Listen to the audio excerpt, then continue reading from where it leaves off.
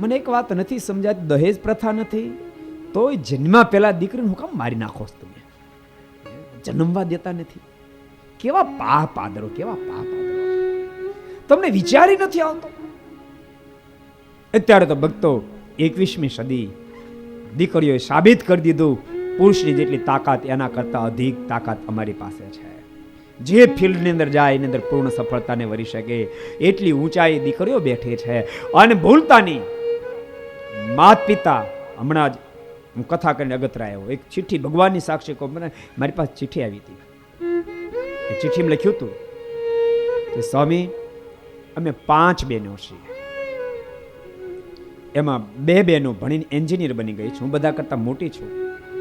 બીજી 3 બહેનો ભણે છે, મેં એન્જિનિયરિંગ કરી લીધું છે, પણ હું સમની થઈ ચૂકી એટલે મેં નક્કી કરી નાખ્યું છે કે મેં 5 બહેનો પરણીને જતા રહી, તમારા માતા પિતાનું શું થાય? એવો જો ગુણિયલ પુરુષ મળશે કે મારા માતા પિતાની સેવા કરી શકે તો પરણીશ, નતર મેં સંકલ્પ કર્યો છે આખી જિંદગી કુંવારી રહીને મારા મા બાપની સેવા કરીશ. ભગવાનની સાક્ષી કહું, પીઠ ઉપર બેસીને કહું છું, મારી પાસે લખેલી ચિઠ્ઠી આવી. છોકરાએ કોઈ સંકલ્પ કર્યો મારા મા બાપની સેવા કરવી છે, હવે ગુણિયલ નારી મળે તો પરણીશ, નતર કુંવારો રે આખી જિંદગી મારી મા બાપની સેવા. એ કે મળ્યો આ પછી નો મળે ને વાંઢો રે, એ વાત આખી અલગ છે. આ તો એન્જિનિયર થયેલી દીકરી એમ કે. ભગવાનના ભક્તો, ભ્રૂણ હત્યા જેવા મહાપાપો એને બંધ કરે. ક્યારેક ક્યારેક મારા મનમાં એમ થાય, અજ્ઞાત લોકો તો ભૂલો કરે, એજ્યુકેટેડ લોકો ભૂલો કરે, આટલું જ નહીં, ડોક્ટરો પણ પોતાના રૂપિયાને માટે નિર્દોષ બાળકીઓની હત્યા કરે. મને તો એમ કહેવાનું મન થાય, તમે ડોક્ટરો છો, ડોક્ટરો છો, સાંભળતા હોય તો સાંભળજો, લક્ષમાં સાંભળતા ત્યાં સાંભળજો. ભલા માણા, નિર્દોષ બાળકીઓને ભરીને તમારા પેટ ભરો છો, તમારા પેટ ન ભરાતો તો ફોડી નાખો ને.